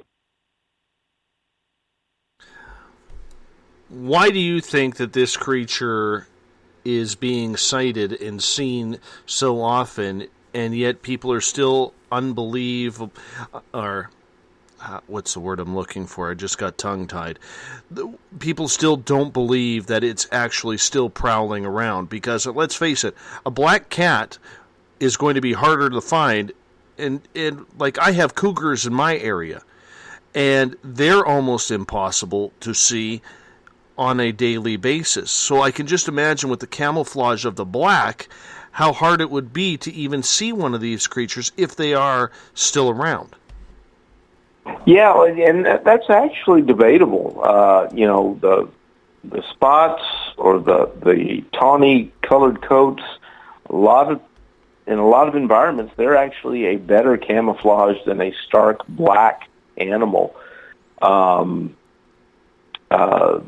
Melanism, which is the genetic condition that would cause an animal to be black, is actually a mutation, and almost without exception, mutations are not beneficial, which is why they don't become common. Through evolution and breeding and things, the dominant characteristics that are going to help the creature survive, those are the ones that are going to get passed on. Those are the ones that are going to survive and go to pass their genes on. So, with very few exceptions, a mutation is not a helpful thing. And a stark black cat trotting across a pasture in Central Texas is going to stand out like a sore thumb. Now, at nighttime, you may be absolutely right. It may be very beneficial at that point, but I think the reason people don't believe they're real is because there is no such animal as a black panther, according to science. The black panthers that people see in movies, on TV, or in zoos, they are actually either leopards or jaguars that are melanistic, that have this mutation. And a lot of times when the light hits them just right, you can still see the spots or the rosettes, if it's a jaguar, on them when the light hits them just right. There is no big cat documented by science that is just a black cat. It's leopards or it's jaguars, and melanism. There are cases of melanism in smaller cats. Even bobcats from time to time can be black. But the size of the animals being reported on a regular basis, there's just not supposed to be any such animal. And a leopard is an African or an Asian cat. They're not native to North America. Jaguars were at one time native to Texas and much of the South, but it's thought that they've been extirpated from the region, and they're now a Central American, South American cat. Now, they're making a bit of a comeback. There have been some well-publicized photographs taken of some jaguars in in Arizona, for example, by game cameras that they're coming across the border every now and then now. But the regular coat, the spots, far more common than a melanistic or black individual would be. So the question people have is, if they're jaguars that people are being seen, melanistic jaguars, why are people not seeing the normal coded jaguars as well? Why are we only seeing the black ones? And it's a legitimate question to ask. How often are you getting Black Panther reports in your area or in your state? Weekly. I get at least one. And sometimes they're of a more historical nature. Somebody finds the blog and they'll email me with an account, something that happened to them when they were a kid, or 10 years ago, or 5 years ago when they were hunting, or something like that. And other times, they're very fresh. But almost without exception, on a weekly basis, I get reports. I try to be real selective as to which ones I put on the site and the map. It's not that I necessarily don't believe someone if their sighting report doesn't make it onto the site, but I just try to be reasonable, but very stringent. So if there's anything that just doesn't quite seem to add up at all, I kind of archive it. I keep it in my files, but I don't publish it. But weekly, just almost without exception, I get reports. Do you think then people are misconstruing the Black Panther for the black jaguars that have come across the border? Because I don't think anybody's getting too close to actually do an investigation on these. Yeah, nobody's looking into it because they're not supposed to exist. And in that regard, it's not too much different than, the wood ape or Bigfoot quandary we find ourselves in. You have a lot of anecdotal reports, witness reports, but no official agency or university or, no one's with the means to really do a long-term, in-depth search/study is interested, because it's kind of a cyclical problem that we have. I'll give you a perfect example.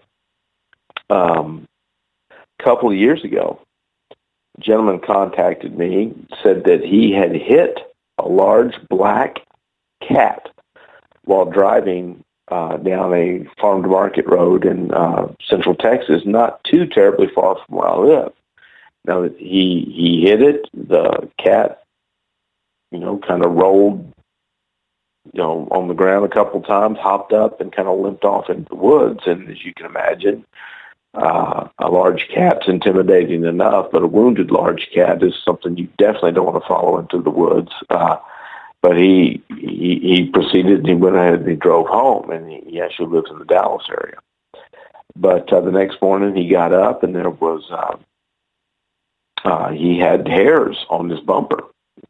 There was black hair all over his bumper, and he had the presence of mind to collect them, and he sent them to me, hoping that I could have somebody look at them and analyze them. I had a friend of mine who is kind of a lab geek. He's the kind of guy that has his own microscope and does hair morphology studies for fun. Brilliant guy. He looked at them, because before I went and pestered somebody about, hey, somebody, would like someone to look at these, I wanted to have at least a baseline. I wanted to have some kind of information to share with them, explaining why I thought these might be something unique or special. And he looked at them, and he told me, he says, you need to have somebody look at these. He says, these are not, he ruled out all the common animals that normally might be hit by a car in Texas. So it wasn't hog hair. It wasn't a cougar. It wasn't a dog of any kind. It was not a bobcat. And things, it wasn't a deer. You start to run out of candidates, pretty quick. at that point. And he said, as a matter of fact, the closest match he came, he said it wasn't an exact match, just looking at it under the microscope, was that it was exact. He said, but that was the closest match. He says, you need to have somebody look at these. So I got busy on the computer, and I sent queries to, I might have missed a couple, but I sent a query asking for help to just about every university in the state of Texas, to the head of the biology department, mammalogy, anybody, I could find listed. I had practically no response at all, just totally ignored.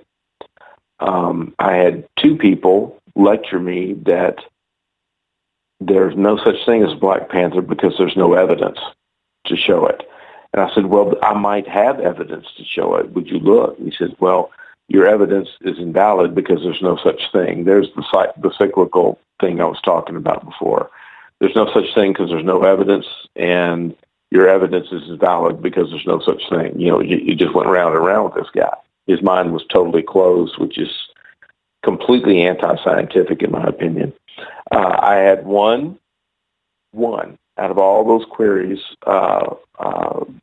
head of a biology department at the university, and I won't say which one, who replied back, was very friendly, very interested, said, yeah, and he told me, he goes, I saw one myself in southeast Texas, and I don't remember the year. It was after one of the hurricanes. He said, I saw one myself. And so, yeah, this is really cool. I'll talk with my mammal guy. He was the head of the biology department. And then I never heard from him. And so I emailed him back after about 2 months asking if, he had talked to the guy. And his entire tone had changed. And he had no interest and no enthusiasm at all. And my guess is that his mammal specialist, if he didn't berate him, laughed at him, made fun of him, and told him there was no such thing. And so that one lead that I did have, kind of went down the toilet at that point. Now I'm in the process now. I'm trying to put together a book, and I'm going to do a chapter. I still have the hairs in my possession. I'm hoping, hey, if there's anybody out there listening now who knows somebody who would be interested, who has the means and the credentials and the wherewithal to do a good study. And the thing is, I'm not asking anyone to do a DNA analysis. That costs a lot of money. I understand that. If that's ever going to happen, I would be the one to pay for that out of my pocket. What I want someone to do is just look at it under a microscope, look at the morphology, and I know you're limited in what you can tell from that, but you ought to be able to identify, is this a cat? You should be able to get that far. And if it's not a cat native to North America, like a cougar or a bobcat, then what is it? That alone should be enough to pique someone's interest, I would hope, and to look into it further. But that's where I am. I'm stuck. I've got this, potential evidence, and I can't find anyone to look at it. That has to be so annoying for you. And what a slap in the face from mainstream science. And, we discussed that a lot on this show, that science really shoots itself in its own foot because their job is supposed to be on theory, basing everything on theory. Their job is supposed to be prove what hasn't been proven. And for them to slap you in the face like that with your evidence, that had to take you down a couple of steps, man, because that would be hard on anybody's ego. I'm not saying you're egotistical. Well, it's yes and no. I mean, I wish I could tell you I was surprised. The reason I sent so many queries out, it was very much a scattershot effort, hoping, maybe there's somebody out there. But, science has high standards of evidentiary proof, and it should. It should. And And I would have no trouble with someone taking these, looking at them, saying, "No, man, this is coyote. This guy is either full of you know what, or he's mistaken. These are clearly the hairs of a coyote, or whatever it may, or a hog, or whatever." He goes, you know, and here's why. And if that's where the evidence led, then okay, that's cool. All right, we move on. I've got no problem with that. But to be unwilling to even look at it, that's the part that bothers me. You know, basically they just turn their head, you know, when they're talking to you. And I'm not asking for anything other than a few minutes of someone's time. That because, like I said, I wasn't asking anyone to do a DNA study on it. I was like, can someone take a couple of these who knows what they're looking at, and you know, in 5 minutes they would know whether it was something native to Texas or not. That's what I was looking for, but nobody was willing to do it. So hopeful that if I can. Like I said, if I can get this book put together, that somebody might read it and it might pique someone's interest. But like I said, I've still got them. So if anybody's willing and able, you know, feel free to contact me and we can try to set something up. Mm-hmm. Yeah, see, where I brought up the conspiracy side earlier, and I'm not saying it's governmental conspiracy, but when you said that one scientist was very excited to hear, and he had his own Black Panther sighting as well, and then all of a sudden to almost shun you, that's the kind of conspiracy I was kind of talking about in regards to this, because I'm just not in agreement with that. As a scientist, and I'm furthest thing away from a scientist as you possibly can get, but I would assume that any scientist would be excited about that, about the possibility of discovery of a fictional creature, or whatever you want to call it, and bringing it into existence. Well, you would think, now, to play devil's advocate, I don't know what kind of stuff they're approached with on a daily or weekly basis. I have no idea. I might just be another,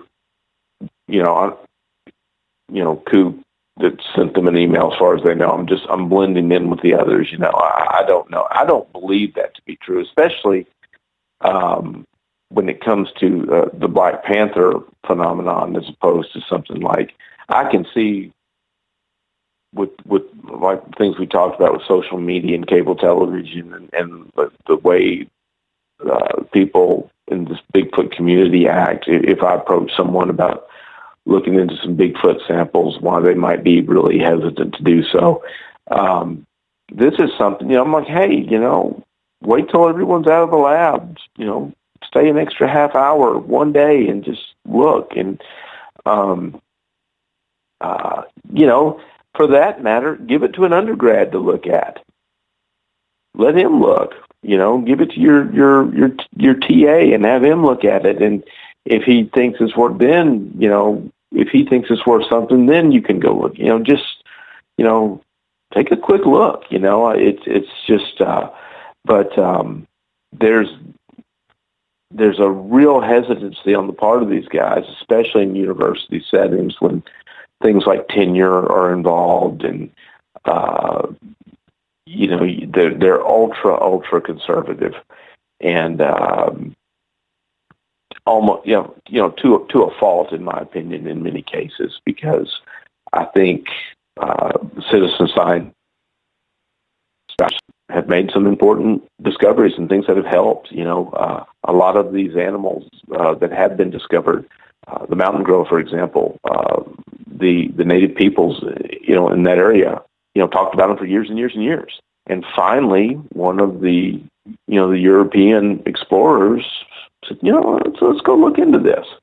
He only, but everyone before him had blown them off. Well, so he gets credit with the discovery. Well, did he really discover them? No. These people knew about these mountain gorillas for forever. But it's somebody finally listened to them. And so that I'm just kind of a voice in the wilderness right now. Like, look, it may be nothing, but here they are. would it hurt to look? You know, it's not like I'm asking you to drive out to Central Texas and look at them here. I'll come to you. And so far, nothing. Well, my friend, we're also at nothing as we are out of time tonight on Space Out Radio. I would love it if once again you can direct our fans, tell them what they will find at woodape.org. Oh, you'll find all kinds of great things there. If you're interested in the wood ape, the Sasquatch enigma at all, there's articles and papers and probably the greatest thing that you would enjoy. The sighting reports are listed. You can go through them by county, by state, and there's some really interesting stuff there. And if you like a variety, you can go visit my blog. It's at it's at texascryptidhunter.blogspot.com. That's my personal site where, like I said, I've got some varied interests, and I write about the Black Panthers and whatever else strikes my fancy on a particular day. Mm-hmm. Awesome. Michael Mays, thank you so much for being on Space Out Radio tonight. It's been an absolute pleasure to have you on the air with us. I enjoyed it. It was my honor. I appreciate it. All right. You stick around for just a couple of seconds.